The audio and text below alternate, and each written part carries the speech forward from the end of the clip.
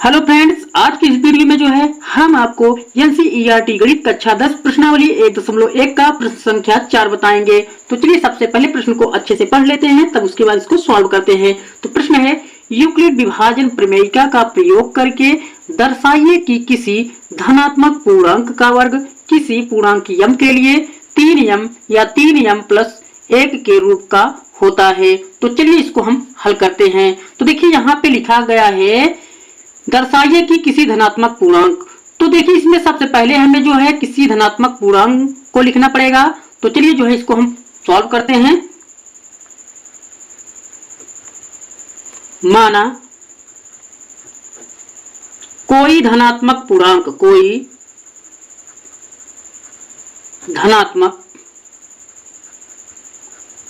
पूर्णांक ए है। तो धनात्मक पूर्णांक ए होगा तो जो है इसमें जो है जो यहाँ पे 3m दिया हुआ है, यहाँ पे m का गुणांक 3 है। तो m के गुणांक को जो है यहाँ पे हम भाजक मानेंगे। m का गुणांक कोई भी संख्या हो, चाहे 3 हो, चाहे 4 हो, चाहे 5 हो, उसको जो है यहाँ पे हम भाजक मानेंगे। तो चलिए लिख लेते हैं, तथा भाजक 3 है। तो ये भाजक कहाँ से मिला? यहाँ से ये भाजक हो जाएगा m का गुणांक। अब यहाँ पे जो है यूक्लिड विभाजन प्रमेयिका का प्रयोग होगा, इसलिए यूक्लिड विभाजन प्रमेयिका से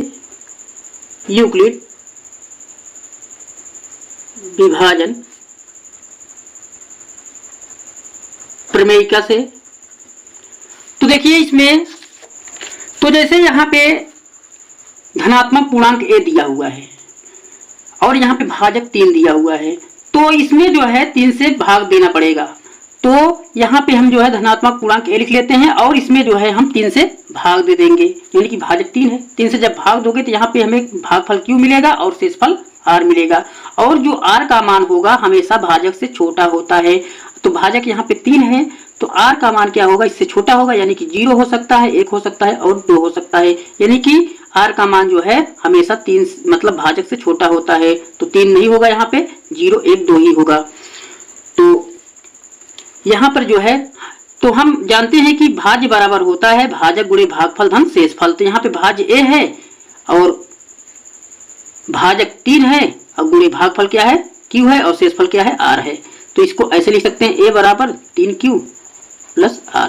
तो ये हो जाएगा यूक्लिड विभाजन प्रमेयिका।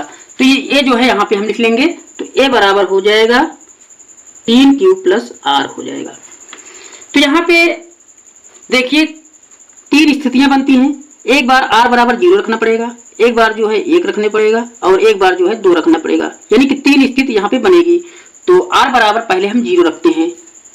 स्थिति 1 में जो है हमें r बराबर क्या रखना पड़ेगा? 0। माना r बराबर 0 रखने पर तो r बराबर यहाँ पे क्या रखेंगे? 0 रखेंगे। तो a ऐसे उतार लेंगे, 3q यहाँ लिख लेंगे, r बराबर क्या रखेंगे भाई? 0 रखेंगे। तो यहाँ पे 0 हो जाएगा। तो a बराबर हो जाएगा, इसको जोड़ोगे 3q हो जाएगा। अब जो है दोनों पक्षों का हम क्या करेंगे? वर्ग करेंगे। तो देखिए यहाँ पे लिखा भी गया है कि दर्शाइए कि किसी धनात्मक पूर्णांक का वर्ग। तो यहाँ पे धनात्मक पूर्णांक जो माना गया है a माना गया है, तब इसका क्या करना पड़ेगा? वर्ग। तो यहाँ पे क्या करेंगे? दोनों पक्षों का वर्ग करेंगे, यानी कि तो दोनों पक्षों का वर्ग करने पर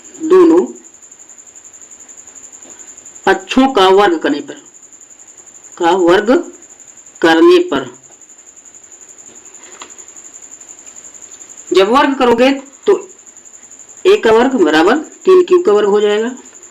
तो a हो जाएगा, a का a में गुणा करोगे तो a स्क्वायर हो जाएगा, हट जाएगा। तो 3 से 3 में गुणा करोगे 3 त्रिका 9 हो जाएगा, q स्क्वायर हो जाएगा। अब हमको जो है इसको 3m के रूप में या 3m प्लस 1 के रूप में बदलना है। तो कैसे बदलोगे? 3m पहले बनाओगे इसमें, तो इसको ऐसे लिख सकते हैं, a स्क्वायर, इसको लिख सकते हैं 3 गुणे 3 और q स्क्वायर कर सकते हैं। तो a स्क्वायर बराबर हो जाएगा 3 गुणे, तो 3q स्क्वायर की जगह हम क्या लिख लेंगे? यहाँ पे लिख लेंगे, इसकी जगह पे m लिख लेंगे। तो यहाँ लिख सकते हैं जहां m बराबर 3q²।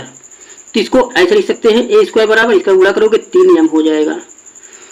तो स्थिति 1 में जो है हमें 3m मिल जाएगा ऐसे। अब स्थिति 2 बनेगी, यहाँ पे स्थिति 2 में r बराबर हमें 1 रखना पड़ेगा। तो स्थिति 2 लिखेंगे पहले, स्थिति 2 में r बराबर 1 रखने पर, 1 रखने पर,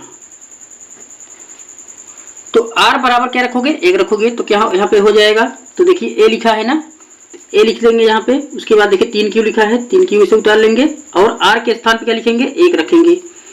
देखिए r के स्थान पे कितना रखेंगे, 1, तो 1 हो जाएगा यहाँ पे। अब क्या करेंगे, दोनों पक्षों का वर्ग करने पर, दोनों पक्षों का वर्ग करने पर, का वर्ग करने पर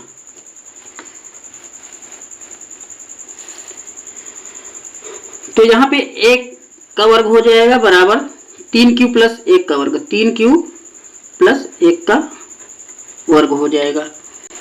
तो यहाँ पे a हो जाएगा a² बराबर, अब यहाँ पे स्वर समीकरण लग जाएगा। तो स्वर समीकरण में हम जानते हैं कि देखिए यही लगेगा a प्लस बी का होल स्क्वायर बराबर a² plus b² plus 2ab। तो यहाँ पे a के स्थान पे 3q है और b के स्थान पे 1 है और स्क्वायर लगा है, तो यहाँ पे कुछ ऐसा बन जाएगा। तो यहाँ पे लिख सकते हैं इसके स्थान पे 3q², देखिए यहाँ पे लिखा है ना a² यानी कि a के स्थान पे 3q है, 3q² हो जाएगा। b के स्थान पे कितना है, 1 है, तो प्लस b का स्क्वायर यानी कि 1 का स्क्वायर, फिर 2ab, फिर जो है यहाँ पे प्लस 2a के स्थान पे 3q है, 3q लिख देंगे, फिर गुणे लगाएंगे, b के स्थान कितना है, 1 है, तो 1 लिख देंगे। अब यहाँ पे जगह नहीं है, इसको यहाँ लिख लेते हैं, a² है, a² लिख लेंगे ऐसे, फिर बराबर 3 त्रिका 9, फिर q² है, q² लिख देंगे। फिर उसके बाद जो है प्लस है, प्लस लगाएंगे, 1 की 1 हो जाएगा ये, फिर प्लस 2 3 6, 6 की 6q हो जाएगा, 6q। अब जो है a हो जाएगा a², फिर बराबर हो जाएगा। देखिए इसको जो q की घात है, इसको जो है घात के क्रम में व्यवस्थित कर लेंगे। तो यहाँ पे 9q² हो जाएगा प्लस 6q हो जाएगा, फिर उसके बाद प्लस 1 ऐसे लिख लेंगे।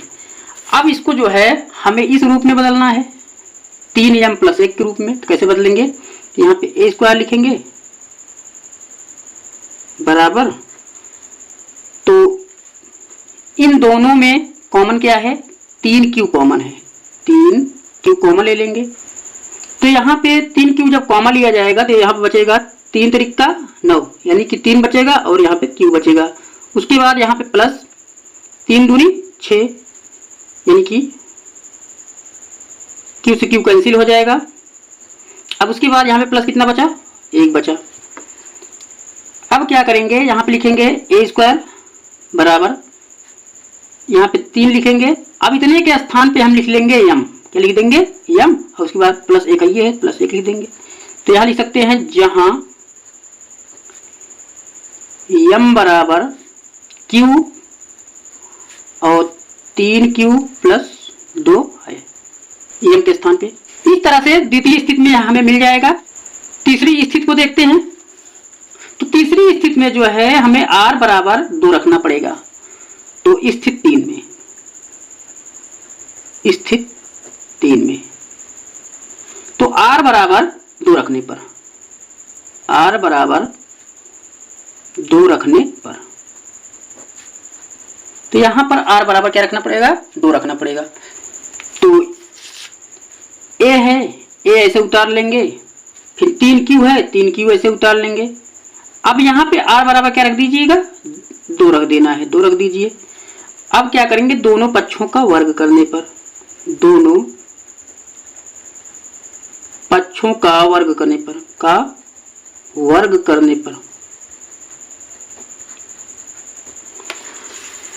यहाँ पर जो है a का वर्ग हो जाएगा बराबर, यहाँ पे 3q प्लस 2 का वर्ग, 3q प्लस 2 का वर्ग। तो यहाँ पे हो जाएगा a का 2 बार गुणा करोगे तो a² हो जाएगा। अब यहाँ पर फिर से जो है स्वर समीकरण लग जाएगा, ए प्लस बी का होल स्क्वायर बराबर A square plus B square plus 2 ये भी लग जाएगा। तो ए के स्थान पे 3 क्यू है, बी के स्थान पे कितना है 2 है, तो यहाँ पे हो जाएगा 3 क्यू का स्क्वायर प्लस 2 का स्क्वायर प्लस 2ab। तो ए के स्थान पे 3 क्यू है, बी के स्थान पे 2 है, तो 3 क्यू गुणे 2 हो जाएगा। अब जो है यहाँ पे लिखेंगे ए स्क्वायर बराबर 3 त्रिका 9 क्यू स्क्वायर प्लस 2 दूना 4 प्लस 2 3 6 6 दूना 12 क्यू हो जाएगा। अब क्यू के घात के क्रम में व्यवस्थित करेंगे तो ए स्क्वायर बराबर हो जाएगा 9 क्यू स्क्वायर प्लस 12 क्यू हो जाएगा। अब प्लस कितना हो जाएगा 4 हो जाएगा। अब जो है हमें जो है या तो इस रूप में बदलना है या तो इस रूप में, जिस रूप में बन पाए।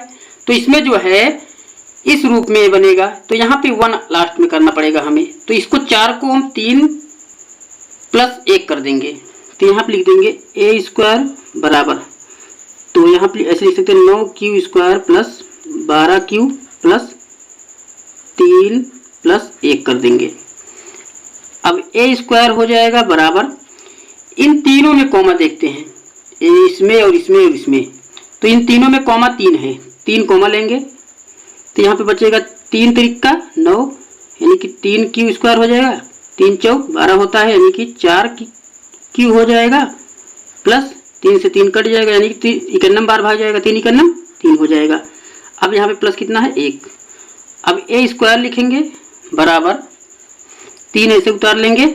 अब इतना बराबर जो है यहाँ पे क्या रख देंगे यम रख देंगे, तो यम रख दिए और प्लस 1 ये है 1 लिख देंगे, तो यहाँ लिख देंगे जहां यम बराबर 3 Q square plus 4 Q plus 1 है। तो इस तरीके से आसानी से इस क्वेश्चन को हम सॉल्व कर लेंगे। तो आपको हमारा यह वीडियो कैसा लगा? अगर अच्छा लगा हो तो प्लीज एक लाइक जरूर कर दीजिएगा। अगर हमारे चैनल पे आप नए हैं तो प्लीज हमारे चैनल को आप सब्सक्राइब कर दीजिएगा और बेल आइकन की घंटी ऑल पर प्रेस कर दीजिएगा, जिससे आने वाली नई वीडियो की नोटिफिकेशन आपको सबसे पहले मिल जाए। जय हिंद।